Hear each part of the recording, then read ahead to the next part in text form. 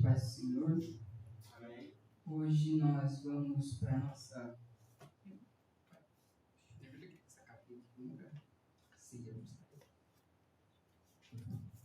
Então nós vamos para a nossa sexta ministração dessa série. O Emmanuel, o Deus conosco. E nós vemos então em Jesus o próprio Deus vindo até nós e nos ensinando sobre o seu reino, sobre a sua lei, sobre a vida com ele, sobre todo o oposto, né? Aqueles revolucionários, os zelotes, que queriam era que acabasse o Império Romano logo, né? O domínio deles sobre os judeus. Lidou com os religiosos, né? Os saduceus, que eram uma elite sacerdotal ali ligada ao templo de Jerusalém. Os fariseus, mestres da lei, né? Pessoas que dedicavam muito tempo das suas vidas ali ao estudo da lei de Moisés, né? E certo dia, um desses mestres da lei chegou para Jesus e fez uma pergunta muito conhecida. Aí está o texto, nós vamos ler, está lá em Mateus 22, do 36 ao 40, que diz assim: Mestre, qual é o maior mandamento da lei? Jesus respondeu: ame o Senhor, o seu Deus, de todo o seu coração, de toda a sua alma e de todo o seu entendimento. Este é o primeiro e maior mandamento. E o segundo é semelhante a ele: ame o seu próximo como a si mesmo. Destes dois mandamentos dependem toda a lei e os profetas. Então, aqueles religiosos, eles estavam sempre discutindo, sempre debatendo entre si sobre qual era o maior mandamento, qual era a prioridade dos mandamentos. E eles discutiam as interpretações da lei de Moisés, ficavam naqueles debates intermináveis. Então, Jesus vem e diz: olha, vocês estão focando na questão errada. Vocês estão preocupados com isso, com essas discussões de vocês estão preocupados em vencer discussões quando vocês não entenderam que todo o Antigo Testamento, né, porque lei e profetas é uma expressão no tempo de Jesus usada para falar do Antigo Testamento, né, como um todo. Então a lei são os 5 primeiros livros, os profetas e os escritos. São essas 3 categorias. Então o que Jesus está dizendo é: olha, vocês não entenderam que todo o Antigo Testamento depende do amor. Faltou o principal para vocês. Primeiro, o amor a Deus, que era toda a base do relacionamento de Deus com Israel, e o amor ao próximo como a si mesmo. E nós vivemos tempos de polarização e de radicalismo muito acentuado, né? Principalmente esse ano é ano de eleição, e assim, a minha percepção é que muitos cristãos não têm sabido lidar com essa questão da política, pensando especificamente nesse ano nosso de eleição, né? Não tem conseguido lidar com isso de uma maneira bíblica e cristã, e nós, como Igreja de Cristo, nós precisamos tomar muito cuidado, porque senão a gente acaba vencendo argumentos, vencendo discussões, mas perde pessoas, igual aqueles fariseus, que estavam tão preocupados em defender a ferro e fogo suas opiniões, mas esqueceram do principal, que era o amor.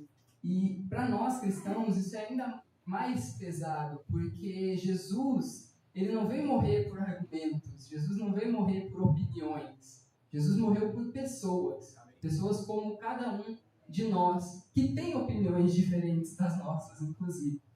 Lá em Apocalipse 5:9, diz assim: e eles cantavam um cântico novo: tu és digno de receber o livro e de abrir os seus selos, pois foste morto e com teu sangue compraste para Deus gente de toda tribo, língua, povo e nação.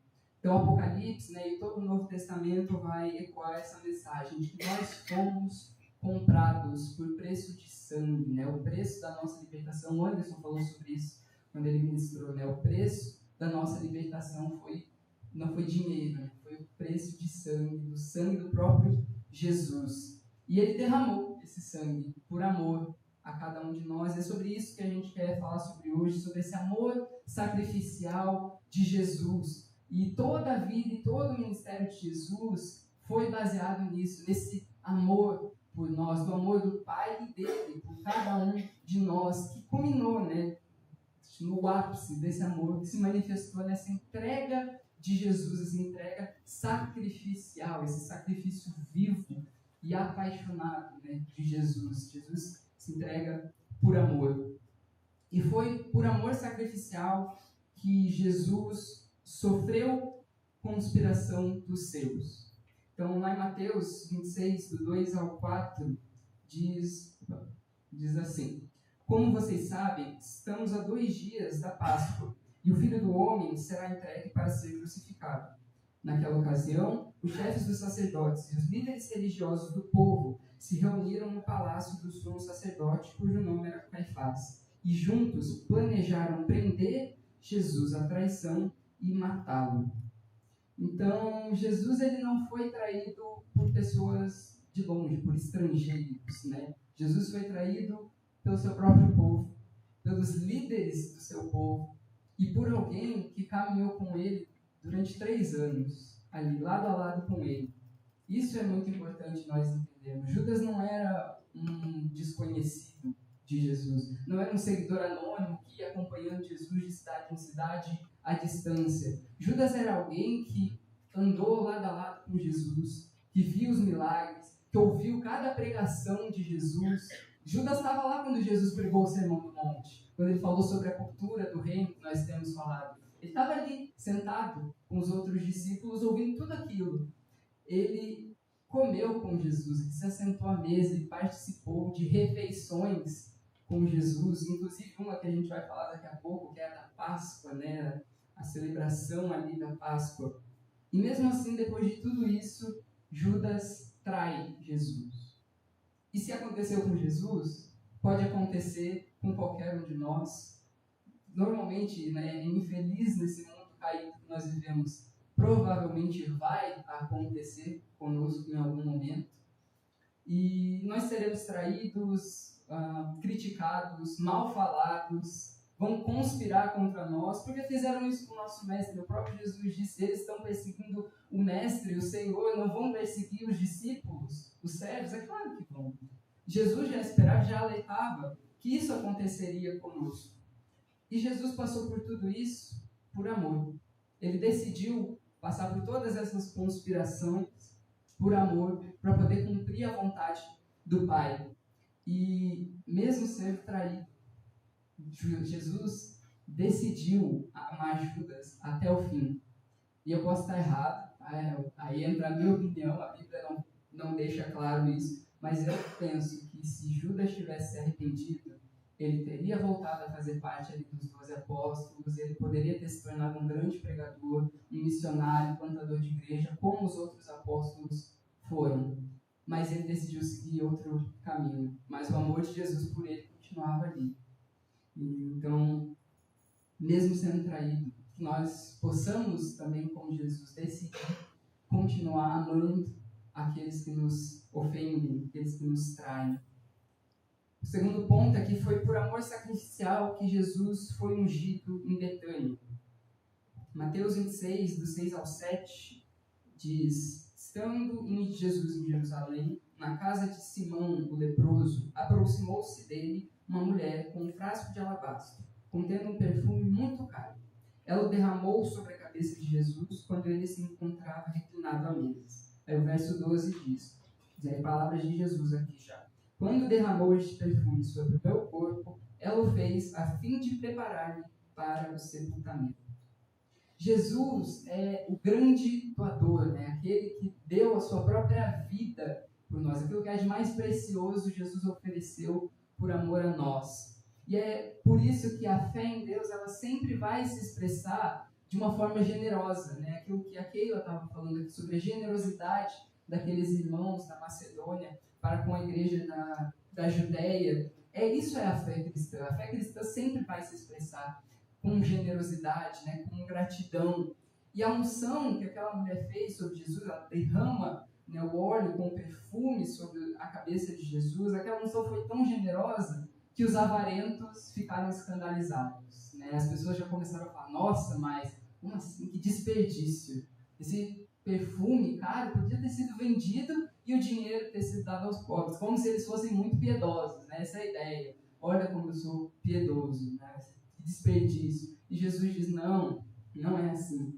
Aqueles que não estão dispostos a se entregar totalmente, sempre vão se incomodar com aqueles que decidem se derramar diante de Deus, como aquela mulher fez. Sempre vão se incomodar com aqueles que estão dispostos a abrir mão de tudo pelo Evangelho. Quando eles ouvem alguém dizendo que, nossa, eu abri mão de tal coisa, eu me mudei de cidade porque Deus me chamou para pregar em tal lugar, para muitos pastores, né? Deus me chamou para ir pastorear aquela igreja, uma outra cidade, em outro estado, e eu fui. E aí muitas pessoas, mesmo dentro da igreja, olham e dizem, nossa, mas que absurdo, como assim? Você largou toda a sua vida naquele outro lugar e veio para uma região totalmente diferente. Mas, no fundo, é porque a fé dessas pessoas está morta, usando a expressão que Tiago usa. E quando eles se deparam com a fé viva do outro, aquilo incomoda o coração deles. E Jesus vai dizer, ali no verso 12, né, que aquela ação daquela mulher foi para me preparar para o sepultamento. O gesto dela estava tão conectado ao coração de Deus, que mesmo sem ela saber, ela não tinha essa intenção, não era o objetivo dela, mas mesmo assim, ela participou do processo de preparação dessa entrega sacrificial de Jesus.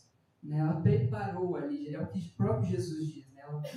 A fim de me preparar para o sepultamento. Ela participou. E tanto que Jesus vai dizendo que onde este evangelho for pregado, esse gesto que ela fez vai ser lembrado, vai ser anunciado junto com o evangelho. Porque ela participou dessa entrega sacrificial de Jesus. Não do ato, óbvio, mas da preparação para que esse momento acontecesse. O terceiro ponto é que foi por amor sacrificial que Jesus celebra a última ceia.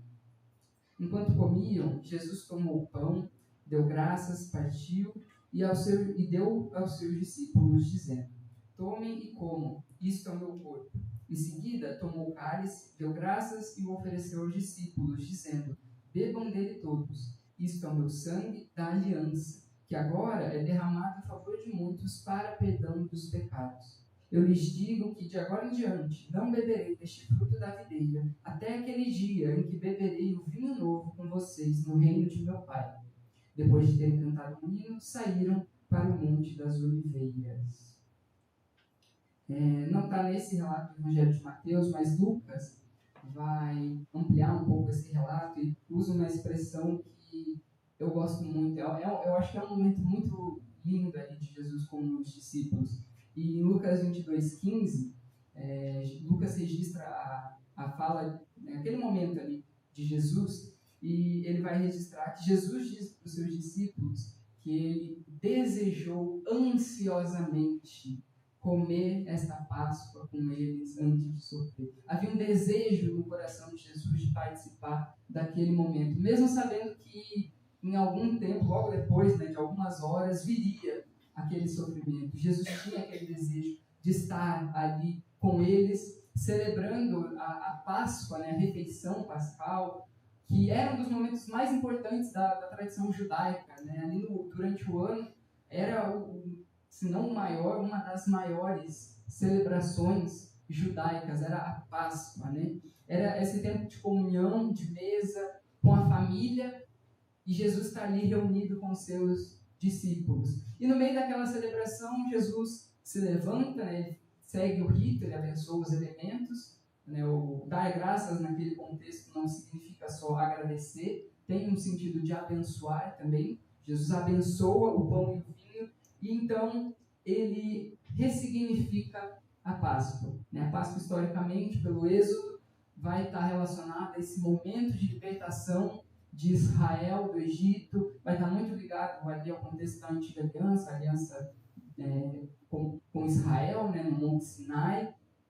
E Jesus, então, ressignifica isso, dá um novo sentido para a Páscoa a partir do seu sacrifício. E ele diz que esse sacrifício, derramamento do seu sangue, vai iniciar uma nova aliança, uma aliança, onde há perdão, onde há reconciliação. Né? Ele vai dizer: esse é o meu sangue derramado para perdão dos pecados. Então Jesus promete, né, que vai partilhar de um vinho novo com seus discípulos no reino de Deus. A gente sabe, quem é cristão sabe, que a vida cristã nem sempre é fácil. Por mais que muita gente tente vender um evangelho de prosperidade, onde se você se converter, você vai ser rico, você nunca mais vai ter problemas, enfim, coisas nesse sentido, a gente sabe que a caminhada com Deus nem sempre é fácil. Ela vai exigir renúncias, vai ter seus desafios, até porque Jesus diz que o caminho é estreito. Então, se quer o caminho largo, Jesus diz que o caminho largo conduz à perdição. Só que, com todos esses desafios, por que os cristãos continuaram? Por que mesmo diante das perseguições que existem desde o primeiro século ali, a igreja continuou a crescer? Por que os cristãos não desistiram? Por que não acabou o cristianismo? Porque com o nível de perseguição era para ter acabado, como acabaram outros movimentos, né? Inclusive ontem nos Jovens a gente estava falando sobre isso. Atos menciona alguns outros movimentos que surgiram e que acabaram. O líder morreu, pronto, acabou e foi. Mas com o cristianismo não foi assim. Por quê? Porque o cristianismo, por causa de Cristo, traz uma promessa que vai para além desse mundo. Vai além dessa criação. Porque essa é a promessa de Jesus. Né? É assim que a Bíblia termina, com novos céus e nova terra. E essa é a nossa esperança cristã. Por isso que mesmo com todas essas dificuldades, a gente pode continuar descansando na certeza de que um dia Cristo voltará e de que o mesmo Deus que ofereceu a vida do seu próprio Filho por amor a nós, também está preparando uma mesa da qual nós vamos participar junto com Ele, como família, e nós vamos estar ali celebrando as bodas do Cordeiro. A gente também falou sobre isso ontem, dos jovens, sobre esse casamento, grande banquete que Deus está preparando e que Apocalipse fala para nós, as bodas do Cordeiro. E nós somos convidados a participar. Deus está preparando essa mesa onde nós vamos tomar desse vinho novo com Jesus. Né? E o vinho, na tradição bíblica, ele é símbolo de alegria. Então, quando Jesus fala desse vinho novo, ele está falando de uma alegria renovada no reino de Deus, onde nós vamos estar ali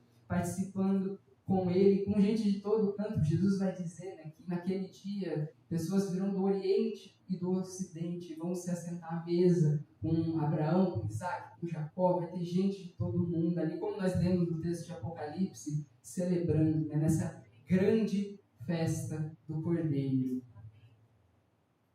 O quarto ponto é que foi por amor sacrificial que Jesus prediz e enfrenta a sua negação.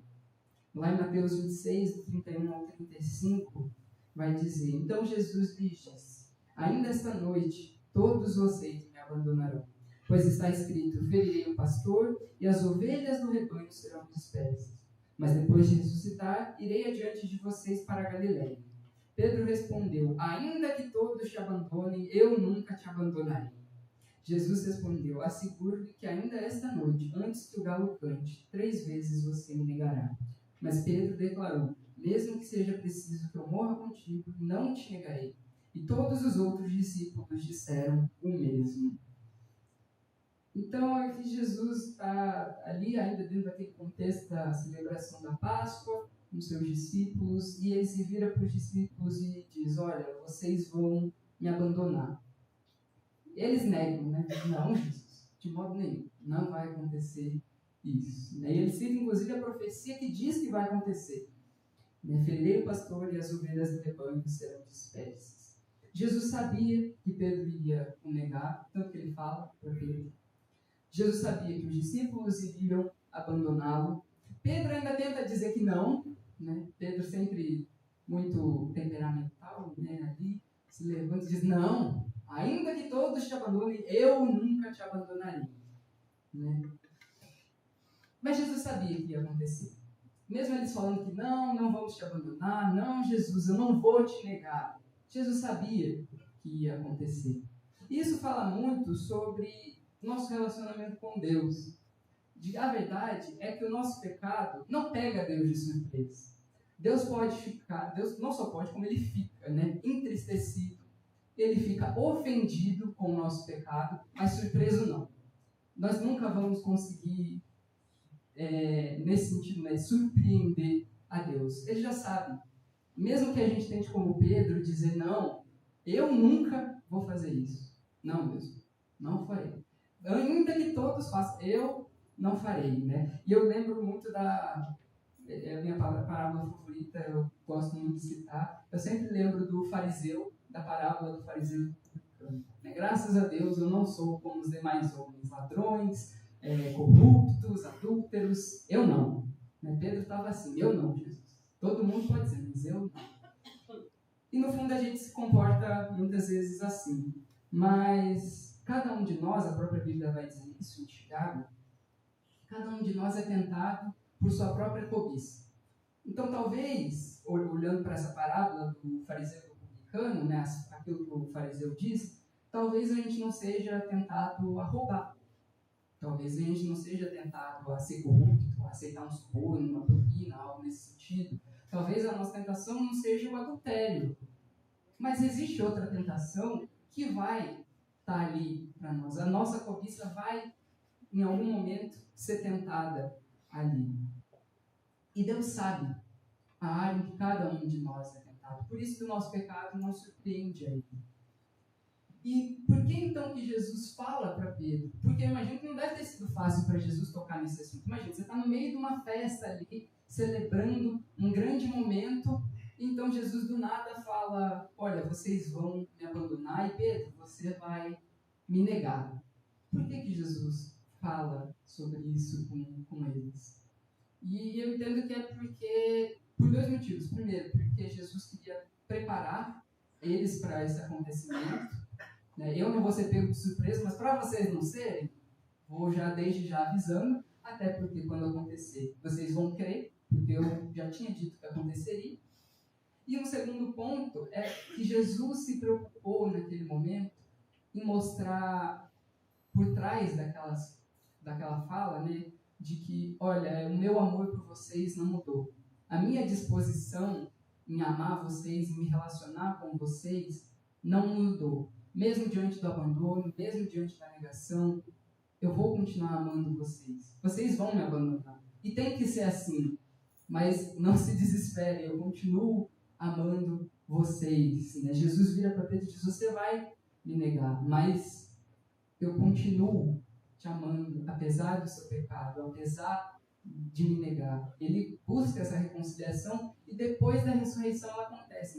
João 20 e 21 ali, Jesus se encontra com Pedro, tem aquele diálogo, tu me amas, e aquele confronto, e aí no fim, Jesus dá essa missão. Pedro se arrepende e Jesus dá a missão para ele, então vai e pastoreia as minhas ovelhas. Então aquilo que estava em tragédia, negação, se transformou em ministério, em missão, por causa desse amor de Jesus que permaneceu, mesmo diante do pecado. E assim é na nossa vida, Deus não deseja que a gente continue na prática do pecado, mas Ele não nos ama menos porque pecamos, porque não surpreende Ele. Ele já sabia que aconteceria.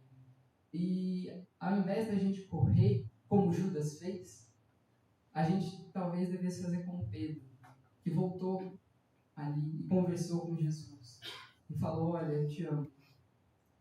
Sei que errei, mas olha para trás, Pedro vai dizer, tu me amas, tu sabes que eu te amo, porque tu sabes todas as coisas, olha tudo que a gente já passou nesses 3 anos.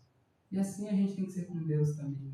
Tu sabes que eu te amo. Não falhei, mas eu te amo. E Deus continua de braços abertos, como esse bom pai que Ele é. Ele deseja essa reconciliação.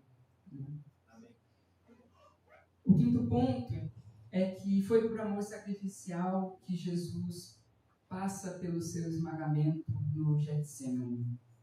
Lá em Mateus 26, do 38 ao 41, diz: Disse-lhes então, Jesus dizendo, a minha alma está profundamente triste, numa tristeza mortal. Fiquem aqui e vigiem comigo. Indo um pouco mais adiante, prostrou-se com o rosto em terra e orou: Meu pai, se for possível, afasta de mim este cálice. Contudo, não seja como eu quero, mas sim como tu queres. Depois voltou aos seus discípulos e os encontrou dormindo. Vocês não puderam vigiar comigo nem por uma hora? Perguntou ele a Pedro. Vigiem e orem para que não caiam em tentação. O espírito está pronto, mas a carne é fraca.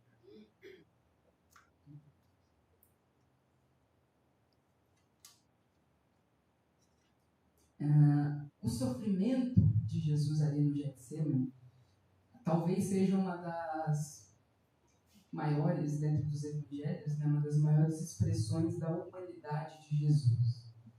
Jesus, né, o Cristo, Filho de Deus, aquele que realizou todos os milagres, né, João vai dizer aquele que era a palavra, por meio de quem todas as coisas foram feitas, se encontra ali naquele jardim em profunda tristeza, né? Ele diz que é uma tristeza mortal. Jesus sabia para que ele veio ao mundo. Em vários momentos nos evangelhos ele declara isso. Ele sabia, eu vim para dar a minha vida em resgate de muitos. Mas naquele momento, seu coração estava angustiado. Ele sabia qual o propósito dele, ele iria cumprir o propósito dele. Mas a alma estava ali entristecida, relutante. Porque ele era humano, né? E às vezes a gente não esquece, ignora, né? Jesus é Deus, a gente nunca pode esquecer isso. Mas ele também era ser humano, que sofreu como cada um de nós, até mais, né? Porque o sofrimento de Jesus no Getsemane, acho que nenhum de nós nunca vai experimentar na vida. E isso nos mostra que esse amor sacrificial de Jesus não é um amor artificial, né? Não há fingimento nesse amor. Jesus é sincero. Ele chega para os discípulos e diz: eu estou profundamente triste. A minha alma está numa tristeza mortal. E ele pede, então, para os discípulos vigiarem com ele. Né? Vigiarem ali, orarem, estarem junto com ele naquele momento de sofrimento. Só que o texto vai dizer que quando Jesus volta, os discípulos estão dormindo. E eu fiquei pensando, né? Quantas vezes a gente também não faz isso com Deus? Né? O coração de Deus entristecido, ferido por tantas injustiças que estão nesse mundo e todo o pecado da sociedade, uma sociedade que cada vez mais afasta Deus, porque Deus não se afastou da sociedade, a sociedade que decidiu afastar Deus, e o coração dele ferido, chorando por conta disso. Quantas vezes a nossa reação não é a mesma dos discípulos? A gente está lá dormindo, enquanto o nosso Senhor está sofrendo com o estado do mundo, em vez da gente estar orando com Ele. Porque Jesus intercede, Jesus está orando, Ele vive para isso, diz Deus. Nós temos um sacerdote que vive para interceder por nós. Será que a gente não estava igual aos discípulos? A gente está dormindo, enquanto Deus quer a nossa companhia.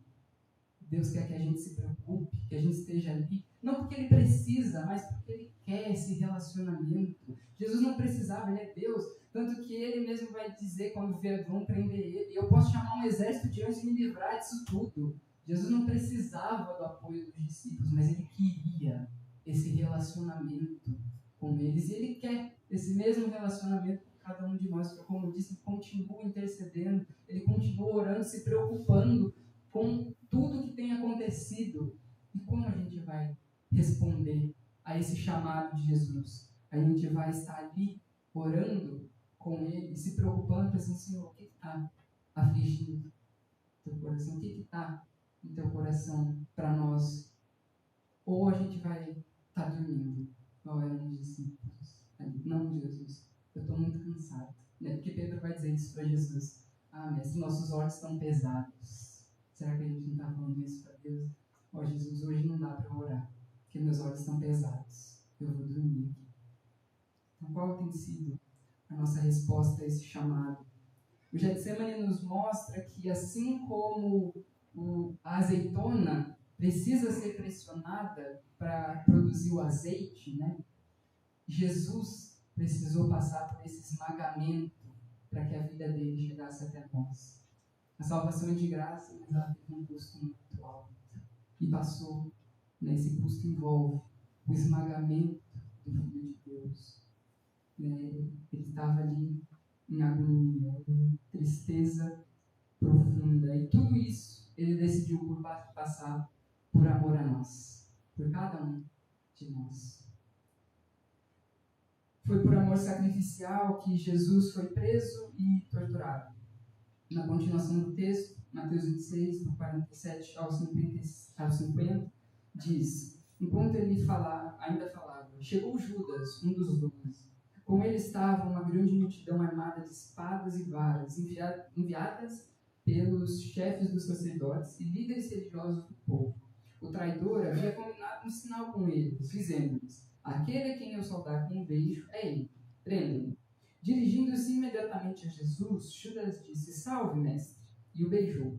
Jesus perguntou: amigo, o que o traz? Então os homens se aproximaram, agarraram Jesus e o prenderam. Aí o verso 56, novamente, palavras de Jesus. Mas tudo isso aconteceu para que se cumprissem as escrituras dos profetas. Então todos os discípulos o abandonaram e fugiram. Ou seja, igual a gente acabou de ver, Jesus já tinha dito que aconteceria. Eles dizem: não, se preciso for, morreremos contigo.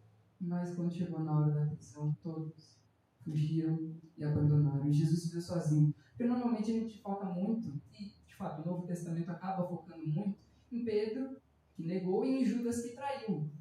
Mas o texto diz que todos abandonaram Jesus. Né? A gente vai ter depois um aprofundamento disso, vai ver que no momento da crucificação, João estava ali aos pés da cruz, mas foi o único. De 12 não ficou, parece a história dos leprosos, né? De 10 um voltou, dos 12 apóstolos só um ficou com Jesus aos pés da cruz. Os outros, todos abandonaram Jesus e fugiram. E Jesus, isso faz de Jesus a única pessoa que nasceu, cresceu, viveu nessa terra, sabendo que iria morrer de uma forma cruel, covarde, violenta, e mesmo assim decidiu continuar até o fim. Ele foi preso, ele foi torturado, ele foi humilhado por amor a nós. E em cumprimento às Escrituras, porque é isso que ele diz, né? Mas tudo isso aconteceu para que se cumprissem as Escrituras dos profetas. E ele mesmo já tinha dito, lá em Lucas 24:7, diz: é necessário que o Filho do Homem seja entregue nas mãos de homens pecadores, seja crucificado e ressuscite no terceiro dia. Isso é palavras de Jesus também. Então Jesus já sabia que aconteceria. Sabia como ele morreria. Não seria qualquer morte. Seria crucificação. E ele ainda assim decidiu ir até o fim. Perseverou. Mesmo diante da agonia do Getsemane, mesmo diante da humilhação, nós vamos nos aprofundar agora nos próximos pontos no sofrimento de Jesus até a cruz, né? Esse processo da paixão de Cristo, o sofrimento de Jesus. Então foi por amor sacrificial que Jesus foi condenado injustamente pelos seus. Lá em Mateus 26, do 60 ao 63, a primeira parte diz: mas nada encontraram, embora se apresentassem muitas falsas testemunhas. Finalmente se apresentaram duas que declararam: este homem disse, sou capaz de destruir o santuário de Deus e reconstruí-lo em 3 dias. Então o sumo sacerdote levantou-se e disse a Jesus: você não vai responder à acusação que estes lhe fazem? Mas Jesus permaneceu em silêncio. Aí os versos 67 ao 68 dizem: então alguns lhe cuspiram no rosto e lhe deram murros. Outros lhe davam tapas e diziam: profetize-nos, Cristo, quem foi que lhe bateu? Não tinha do que acusar Jesus. Jesus, ele nunca pecou. Jesus nunca falou nada, pensando no contexto judaico, nada contra as Escrituras. Ele nunca fez mal para ninguém. Não tinha uma acusação sequer possível para fazer de Jesus. Eles levantam falsas testemunhas e nem isso é suficiente, porque não tem o que falar de Jesus. E mesmo assim, ele é condenado injustamente. E o texto vai dizer que ele permaneceu em silêncio. Enquanto eu estava lendo esse texto, eu não pude lembrar, porque não tem como falar, né, da paixão sacrificial do Senhor sem lembrar de Isaías 53. E eu fui para o texto e achei a parte que fala justamente sobre esse momento ali do julgamento de Jesus, né, profeticamente, sobre o julgamento de Jesus. Lá em Isaías 53, do 7 ao 8, diz: ele foi oprimido e afligido, e contudo não abriu a boca. Como um cordeiro foi levado para o matadouro, como uma ovelha que diante dos seus tosqueadores fica calada, ele não abriu a sua boca. Com julgamento opressivo ele foi levado. E quem pode falar dos seus descendentes? Pois ele foi eliminado da terra dos viventes. Por causa da transgressão do meu povo, ele foi golpeado. Então, se você nunca leu Isaías 53, a época da Páscoa é ideal para isso. Porque ali a gente tem toda a descrição profética daquilo que viria a acontecer com Jesus. Né? Aquele que foi castigado, que sofreu em nosso lugar, em nosso favor. E esse texto já dizia, ele não vai falar nada. Ele vai permanecer em silêncio. Jesus não rebate. Ele poderia, de novo, trazer um exército de anjos ali e acabar com tudo naquela hora. Mas ele fica em silêncio, porque ele era um cordeiro. E o cordeiro, quando ele vai para o abatedouro, ele não emite som, né? Ele fica em silêncio. E Jesus é esse cordeiro. Paulo vai falar sobre isso. Ele é o nosso cordeiro pascal. Ele, aquele cordeiro que na festa da Páscoa era sacrificado e partilhado naquele momento, cujo sangue foi passado nos umbrais das portas para que o anjo da morte não entrasse, não matasse os primogênitos, lá no Êxodo, era Jesus. Para que, pelo sangue dele, a morte não tivesse domínio sobre as nossas vidas. Ele foi esse cordeiro que, diante dos seus acusadores, diante dos seus abatedores, por assim dizer, usando essa metáfora, ele permaneceu em silêncio, calado. Porque esse era o propósito dele. Ele estava ali para isso. Então ele foi. Mesmo que não houvesse acusação contra ele. E o texto de Isaías diz: por causa da transgressão do meu povo, ele foi golpeado. Foi por causa das nossas transgressões que ele ficou ali e aguentou aquilo. Mas foi por amor sacrificial que Jesus foi crucificado. Mateus 27, 32 ao 38 nos diz: ao saírem, encontraram um homem de Cirene, chamado Simão, e o forçaram a carregar a cruz. Chegando a um lugar chamado Gólgota, que quer dizer lugar da caveira, chegaram a um lugar chamado Gólgota, que quer dizer lugar da caveira, e lhe deram para beber vinho misturado com fel, mas ele, depois de prová-lo, recusou-se a beber. Depois de crucificarem, dividiram as roupas dele, tirando sortes, e, sentando-se, vigiavam-no ali. Por cima da sua cabeça, colocaram por escrito a acusação feita contra ele: este é Jesus, o Rei dos Judeus. 2 ladrões foram crucificados com ele, um à sua direita e outro à sua esquerda. A morte de cruz, a gente não tem, graças a Deus, até onde eu sei hoje em dia, pelo menos em países desses que são mais conhecidos, né? A gente não tem mais morte por crucificação. Mas a morte por cruz era uma das piores mortes que existia naquela época. Porque não era simplesmente uma morte, não é uma pena de morte comum, onde o prisioneiro, né, o acusado, vai lá e ele é morto, sei lá, por exemplo, na Revolução Francesa, muito comum, a guilhotina. O modo ali, baixou, acabou. A morte de cruz, ela envolve um processo de humilhação, um processo de violência, de abuso contra aquela pessoa, né? Jesus, antes de ser crucificado, já tinha sido açoitado. A Beth, se eu não me engano, comentou, inclusive, na ministração dela, né? Normalmente, até por questão da santidade de Jesus, normalmente Jesus é representado com aquela tanga, algo cobrindo ali a sua região íntima, mas não era assim. A pessoa era crucificada nua, totalmente exposta.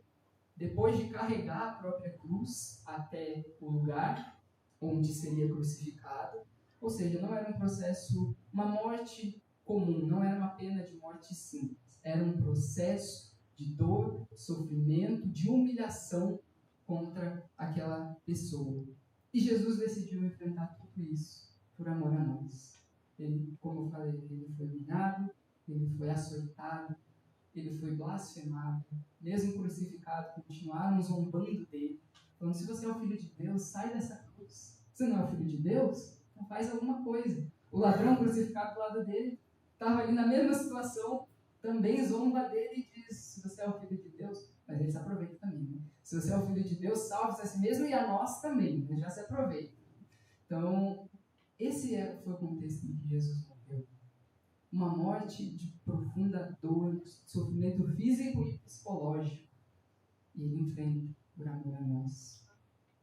Mas aquilo que parecia ser a derrota de Jesus acabou, né? Morreu. Foi, na verdade, a grande vitória dele. Porque na própria cruz, né, acima ali da sua cabeça, estava o grande sinal de que, na verdade, ele venceu. Porque na cruz, Jesus é declarado rei. Eis Jesus, este é Jesus, o rei dos judeus. Na sua morte, Jesus é declarado rei. E Paulo vai falar aos Colossenses de que na cruz Cristo triunfou sobre os poderes das trevas. A cruz não foi derrota, a cruz foi vitória contra o império das trevas, contra os reinos deste mundo. O império romano achou: vencemos, acabou. Esse revolucionário aí que está se dizendo rei, morreu, mas não. A cruz foi a vitória de Jesus. É o momento em que ele foi declarado rei. Foi por amor sacrificial que Jesus foi morto. Mateus 27, do 45 ao 46, diz: e houve trevas sobre a terra, e do meio-dia às 3 horas da tarde. Do meio-dia às 3 horas da tarde. Por volta das 3 horas da tarde, Jesus bradou em alta voz: Eloi, Eloi, sabachthani, que significa: meu Deus, por que me abandonaste? Aí ao 52 vai dizer: depois de ter bradado novamente em alta voz, Jesus entregou o Espírito. Naquele momento, o véu do santuário rasgou-se em duas partes, de alto a baixo. A terra tremeu, as rochas partiram, os sepulcros se abriram e os corpos de muitos santos que tinham morrido foram ressuscitados. Então, naquele momento da cruz, o texto vai dizer que o véu do santuário se rasgou. E eu acho interessante que o texto diz que o véu rasgou do alto para baixo. A iniciativa partiu de Deus em rasgar o véu. Não foi dos homens, não fomos nós, porque nós não tínhamos como romper aquele véu para acessar a presença de Deus. Mas o próprio Deus vem e ele, pela morte do seu filho, rasga de cima a baixo aquele véu e nos dá acesso à sua presença. Porque o véu separava, né? Ali separava o santo dos santos, que só o sumo sacerdote podia entrar uma vez por ano. E aí Deus rompe aquele véu e diz: agora o acesso foi restaurado, como era no Éden, face a face. Agora podem entrar na minha presença. E ali Jesus experimenta esse abandono, ele sente esse abandono.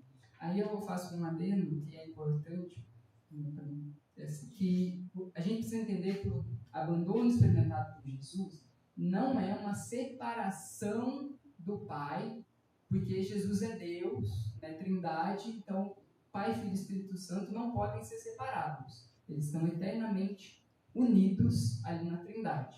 Então, o que significa esse abandono que Jesus sofreu? Jesus ali, ele estava assumindo a nossa condição como pecadores, né? É o texto de Isaías 53 vai dizer: ele levou sobre si as nossas transgressões. Então, ali naquele momento, Jesus assume a nossa condição. Aquilo que nós experimentamos por causa do pecado, Isaías vai dizer, de separação de Deus.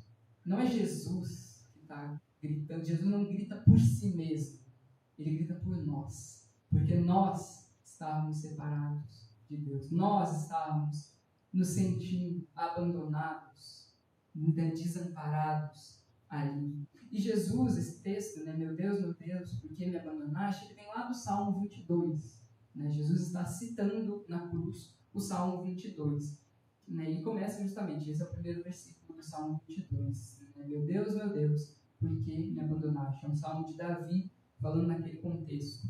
Então o salmo começa assim: com lamento, com dor. Mas ele vai terminar, quando a gente continua lendo o Salmo 22, ele vai terminar em triunfo e louvor. Então, quando Jesus recita esse salmo, eu acredito que ele faz de propósito, que tudo que Jesus fez foi intencional, foi em cumprimento às Escrituras. Inclusive, a própria parte que fala que as roupas dele foram divididas, sorteadas ali entre os soldados, também está lá no Salmo 22.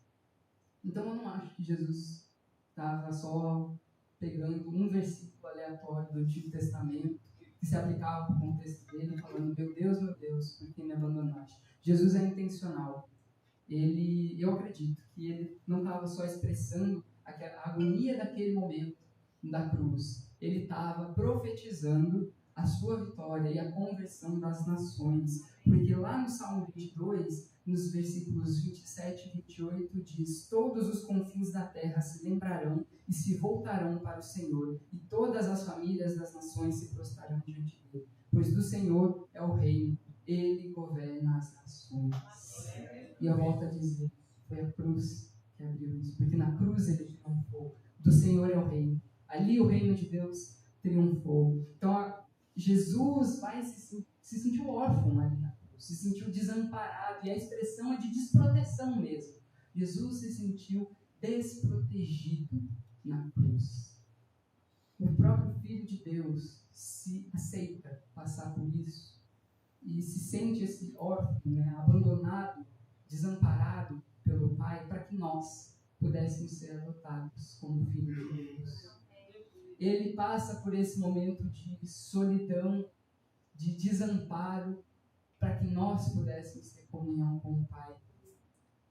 E eu sei que não foi fácil para Jesus assumir o nosso lugar. Porque, como eu disse, ele era Deus, mas ele também era homem. Ele era ser humano. Tudo que ele sentiu como ser humano. Então, só que muito pior, digamos assim, tenso, porque ali Jesus estava carregando o pecado do mundo inteiro nas costas. Então, imagina o peso daquilo. Mas no seu amor por nós, ele decide passar por isso, suportar todo esse sofrimento por amor. Então, o amor de Jesus, ele se revela de forma intensa, de forma apaixonada, de forma poderosa e principalmente de forma sacrificial, aí naquela última semana que ele passou antes da crucificação. E aí, de novo, nós precisamos ter sempre isso claro nas nossas mentes, de que Jesus não foi uma vítima do Império Romano. Jesus não foi uma vítima dos líderes religiosos judeus que queriam matá-lo.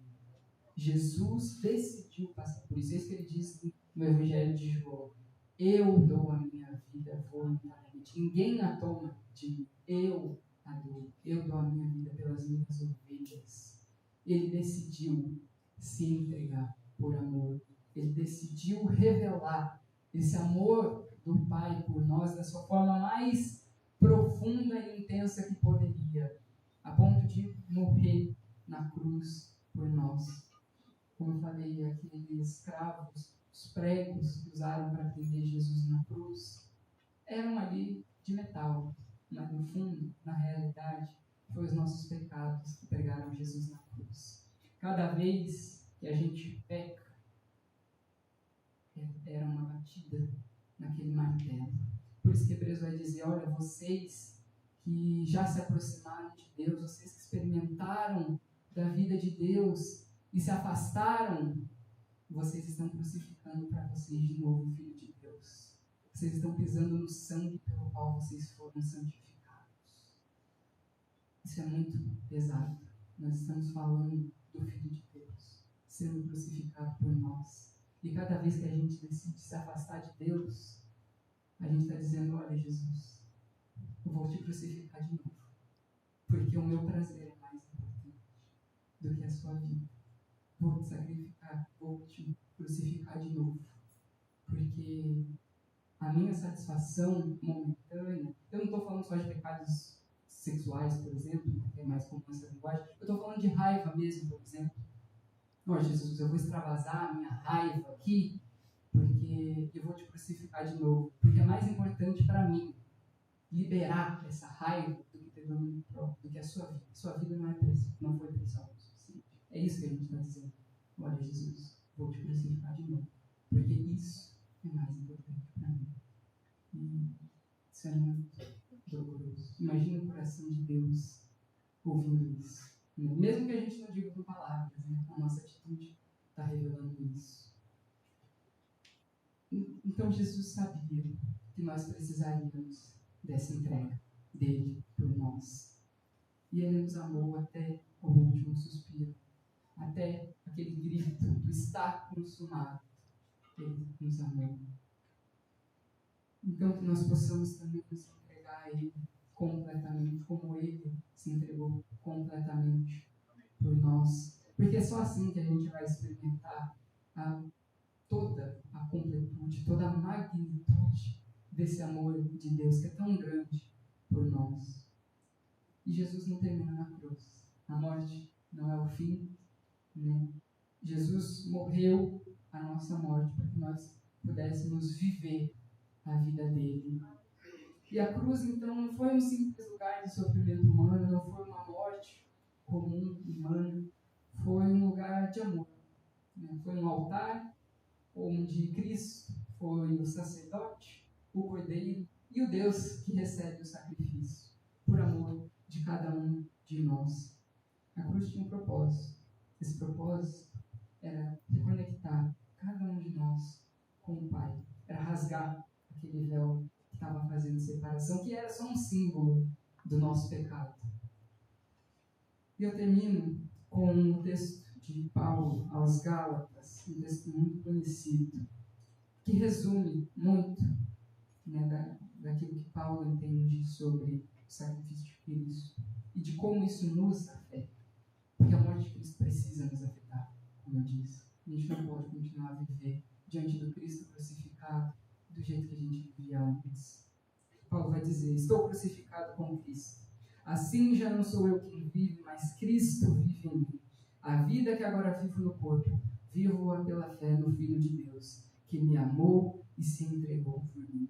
E que essa seja a verdade na nossa vida. Que nós possamos fazer das palavras do apóstolo Paulo as nossas.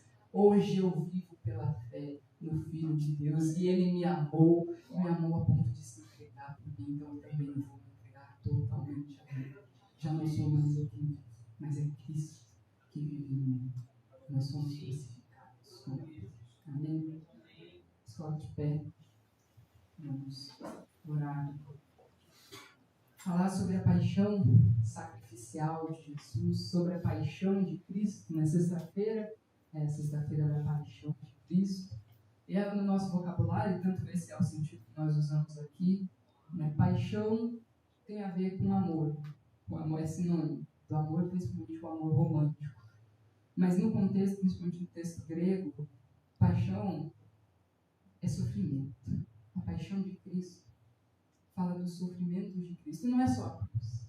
É todo esse caminho que a gente viu aqui, que começa lá na Páscoa com os discípulos.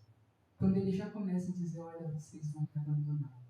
Até o Gólgota, na cruz, sendo zombado e gritando, bradando: Deus meu, por que me desamparaste? Tudo isso é a paixão de Cristo. É o sofrimento dele por amor a nós.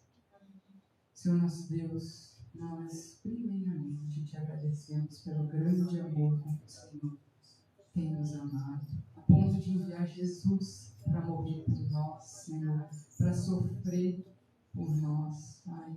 Nós não merecíamos tão grande favor do Senhor sobre nós, mas mesmo assim o Senhor decide intervir, porque o Senhor nos ama e nos amou tanto que não queria viver a eternidade longe de nós e decidiu levar o peso que a gente não poderia, decidiu pagar o preço que a gente não poderia, porque nada que a gente fizesse seria suficiente para cobrir essa dívida de ofender um Deus tão grandioso como o Senhor. Então o Senhor assume a nossa natureza. O Senhor abre mão da sua glória para assumir a nossa dor, a nossa agonia, a nossa humanidade. E o Senhor vive, Senhor nasce, cresce, sabendo que enfrentaria a morte por nós. E ainda assim, permanece obediente ao Pai até o fim. Nós te agradecemos porque o Senhor não olhou para si mesmo, mas olhou para nós. Com amor, como diz o texto, quando o Senhor se encontra com aquele jovem rico, que Jesus o olhou e o amou. Assim o Senhor olhou para cada um de nós na eternidade e nos amou. E veio e se entregou por nós naquela cruz, Pai. Obrigado pelo sacrifício de Jesus, Pai, por nós. Obrigado porque temos esse sangue da redenção que nos purifica de todo pecado. Obrigado porque aquele véu que nos separava da tua presença foi rasgado e hoje nós temos livre acesso, Pai.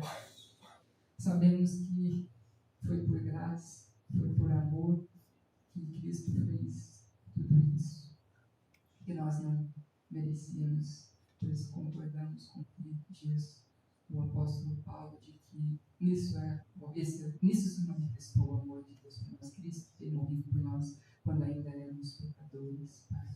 Que não sejamos como aquele fariseu da parábola que se considerava forte espiritualmente o suficiente, melhor, e que não precisava da tua graça. Mas que nós venhamos a reconhecer os nossos pecados, nos arrepender e pedir perdão por cada vez que nós nos afastamos de Ti, por cada vez que nós crucificamos de novo para nós, Jesus.